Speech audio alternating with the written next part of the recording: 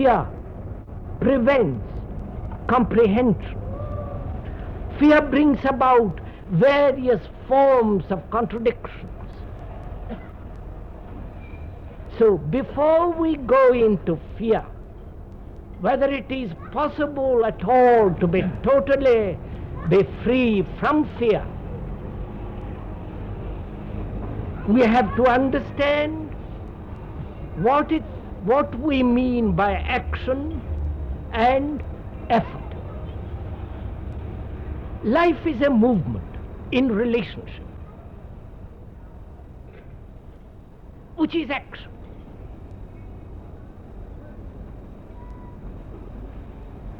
But for us, action is the outcome of an idea.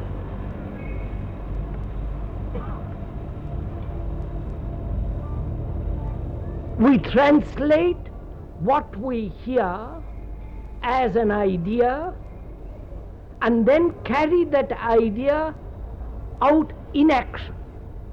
That's all we know as action.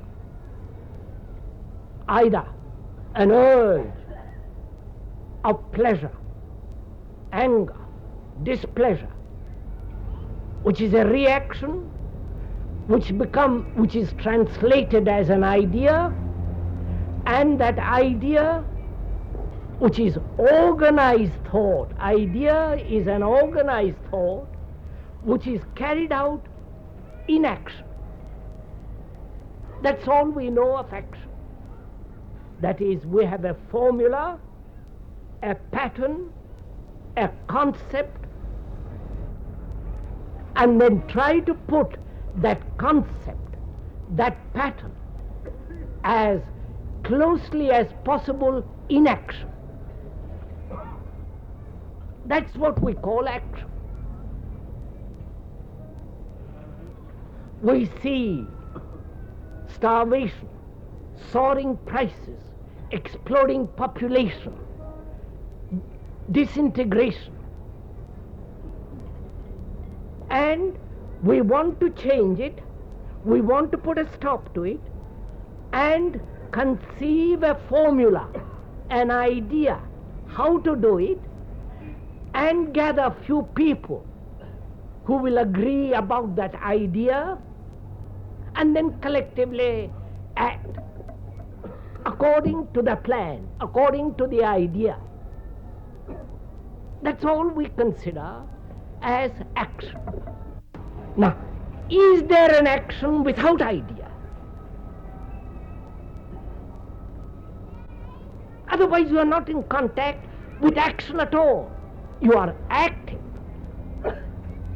approximating that activity to an idea, and therefore it is never an action. It is never a complete, direct, intimate contact with action. It's always through the screen of ideas. And therefore, there is a contradiction between action and idea. And we are always trying to bridge over the division. And this contradiction between idea, which is reasoned, organized thought as an idea, and action which is so separate from the idea, and we try to bring these two together as closely as possible. This is really important to understand this cycle of the human mind, which is all the time perpetuating contradiction.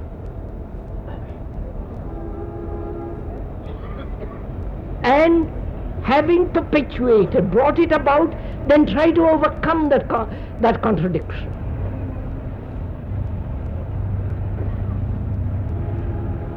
And in trying to overcome that contradiction, a great deal of energy as effort is involved.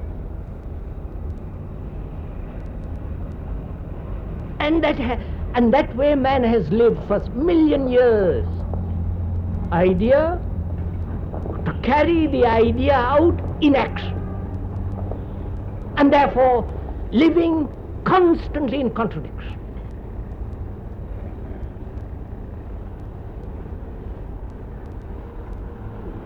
And being in contradiction, effort is involved. Is it possible to live without effort? At every level of our being, not at fragmentary levels. Is it possible to live our daily life of routine, going to the office, the boredom, the insult, the dirt, the squalor, the beauty of a sunset, live with all this, our modern life, so completely, in which there is no effort involved at all? Because where there is an effort of any kind, it's a distortion. You make effort because of an idea, of a memory, of a previous experience, which says you must and you must not. And therefore, one has to find out whether it is possible to live without effort.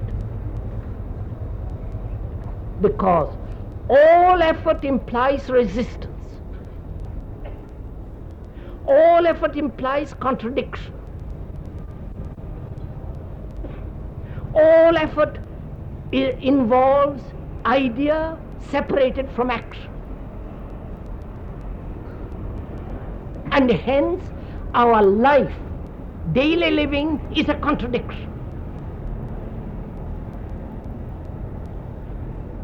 Unless that contradiction totally disappears,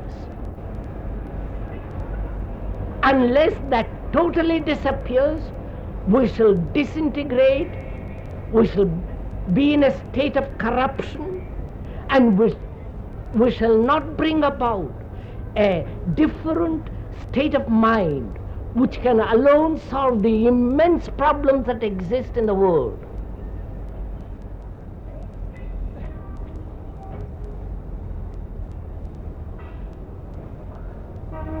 So, is it possible to live without effort? Don't agree or disagree. Or say, well, all that I know is a life of effort, and I don't know anything else. And what you talk about a life without effort is silly. And we see actually that through opposites, through contradictions, through thesis and antithesis, bring about a synthesis, which is a constant battle, effort. And that's all we know.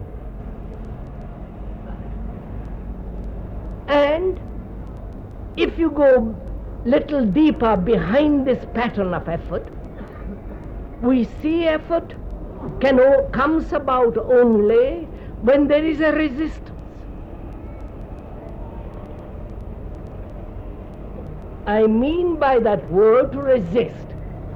I like, I don't like, which is merely an opinion according to a memory, according to an idea, according to an experience.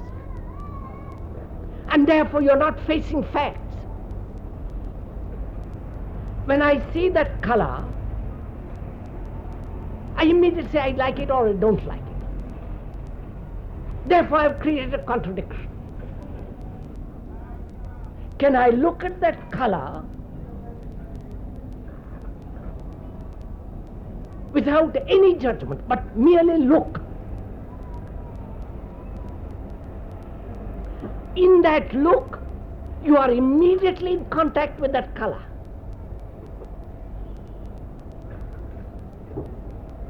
And therefore, there is no contradiction.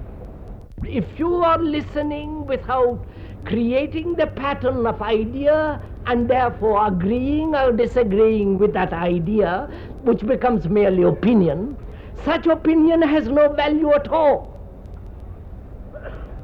What has value is that you listen to the fact without agreeing or disagreeing. Look at it as you would look at the sunset, at a color, at the sky, at the beauty of a person or the loveliness of a tree. Just to look. Then you are directly in contact with it.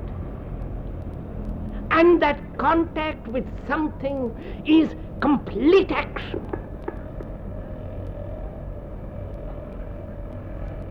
Like a hungry man, he's not bothered about an idea of how hunger is brought about, hunger comes. He's concerned about food. Food not as an idea, but food as a fact. And therefore there is no opinion. You may like certain food or may not like it, but there is no opinion about it. So,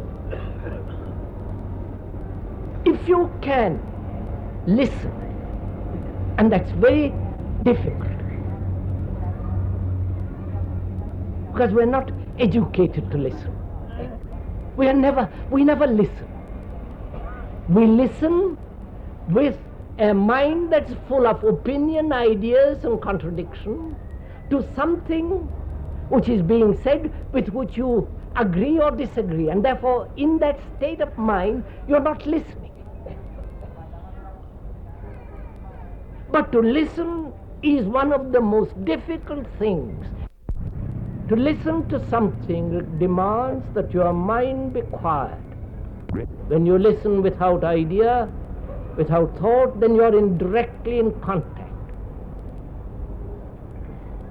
And being in contact, you will understand whether what he's saying is true or false. You don't have to discuss.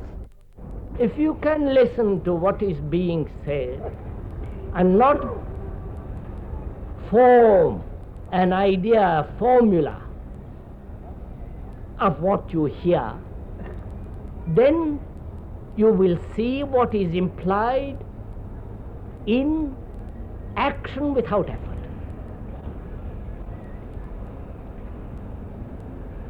First, why does the mind create the idea? You understand? Instinctually we have the idea first. Why? We have to go a little bit into the question of memory, experience. What is memory? If you think about something continuously, that continuity gives the pattern of memory. I like you. I think about you. Thinking about you creates the continuity of memory about you. Surely, I don't like you, I don't think about you, I push it away from you, from me. That very act of pushing away gives a continuity of dislike. That's very psychologically very simple. I see a certain color, the nerve, I see a certain color. In that seeing, the neurological process, the electricity in the nerves are set going. It is a blue, it's a red. And I keep on looking red and blue, which become the memory, the idea that is blue and that's red.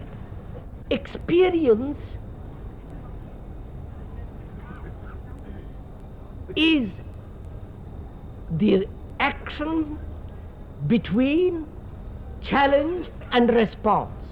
A mind which is not fragmentary, a mind that is not caught in illusion, that is not under any pressure, strain, so that it acts indirectly, but directly. Such a mind is necessary, because it's only such a mind that can understand love. It's only such a mind that can be in a state of creation. And it's only such a mind can alter completely the present world and its misery, confusion. Such a mind is necessary. And how to bring about is the problem. Is it at all possible to bring about such a mind? And to bring about, we must understand these things. What is effort? What is fear? What is ambition? What is authority? Understand, not ideologically, theoretically, but actually put your teeth into it. So that your mind, as an individual mind, becomes ardent, passionate, clear, so that it is in a state of constant action. And therefore, it is never in a state of deterioration. Now, the question is then, our brain cells, our brain is the result of 2 million years from the animal to wherever we are now, because we are still the animal. And is it possible, listen to this, is it possible to free the mind from the animal without effort? Because if you do not free the mind from the animal, which is greed, envy, fear, ambition, all the utter stupid trivialities which we indulge in, which are all at the animal instinctual level, is it possible to be free of all that and live completely, totally as a human being, non-fragmentarily, so completely that all your energy is there? And it's only such a mind can find out and go beyond itself, whether there is a reality, whether there is a God, whether there is something that is timeless. And to find that out, you have to begin with the simple things, like what is action and what is effort. Is it possible to be totally, completely be free of fear? Not only consciously, but unconsciously, biologically. One has to go into it, not be taught, but you as a human being have to go into it for yourself so completely that you become an individual. And it is only the individual that is alone, not slave to environment. It is only the individual who has this mind, and it's only the individual that can have this mind. And why is it that human beings so quickly accept ideas or create ideas? Ideas come into our being because they are not related to action, to immediate action. Ideas are escapes. I'll show you something. There is starvation, poverty, misery in this world. You know what's happening in this country? Lack of food, poverty, the disgrace, soaring prices and all the rest of it. Now, science can stop all this. Science can give food, clothes, shelter to everybody. Why doesn't it happen? Because we are predominated by ideas. That is, you are a Hindu and you are a Muslim You belong to India and I belong to Pakistan, or to America or Russia, and our nationalism, which is again an idea, predominates, and so we sustain the division through ideas and therefore prevent people from living happily with food, shelter and clothes. So ideas are a means of escape from actuality. Idea is much stronger than action, because action demands immediacy. Action is always in the living present. Action is an active verb. Idea need not be active. It is there. Therefore, as I do not want to act immediately, and action demands all the time change, breaking down, flowing, living, running. That demands energy, watching, clarity. Whereas ideas you can play around everlastingly. Therefore, the more idealistic you are, the less active. And therefore, the more contradiction. Therefore, ideas, as most of us know, are a means of escape from total action, because we are afraid of total action. So our whole life goes round and round these three things: idea, action and contradiction. Contradiction which is conscious, deliberate, or unconscious, unthought out, unknown. So, when we have to understand fear, which we are going into, perhaps not this evening, but another evening, we can then go into it not as an idea which we have to get rid of, but as a fact which we have to understand, and therefore not resist it. You ask yourself this question: what is action without a concept? Is it at all possible? Whole of life is action, is a movement in relationship. And that movement in relationship becomes a contradiction when it is a movement born of idea and therefore unrelated to action. When one understands this process of ideation, then you will see for yourself, then you will not create idea when you look, when you listen.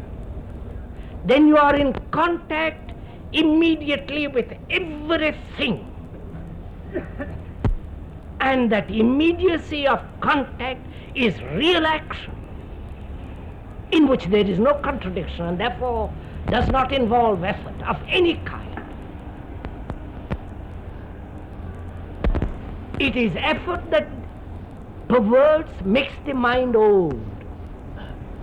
Contradiction makes the mind old. And most of us have a mind that's already very old and dying. Because though we may be very young, we live in a state of contradiction, conscious or unconscious.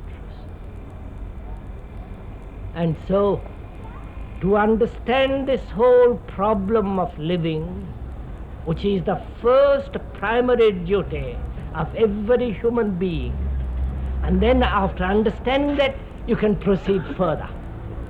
Because there are things which the mind can never understand if it has not settled these simple problems. To understand that, you need tremendous energy. And that energy can only come when there is no contradiction. When your whole being, physically, emotionally, intellectually, is completely one.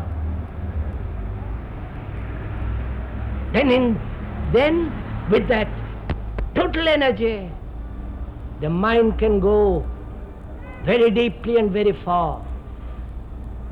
But a mind that is in fragments, that is in contradiction, that is in pain, do what it will, it can go to the temples, to the gurus, to all the monkey business in the world. You will never go beyond yourself. And you must go beyond yourself to solve the immense problems that confront every human being.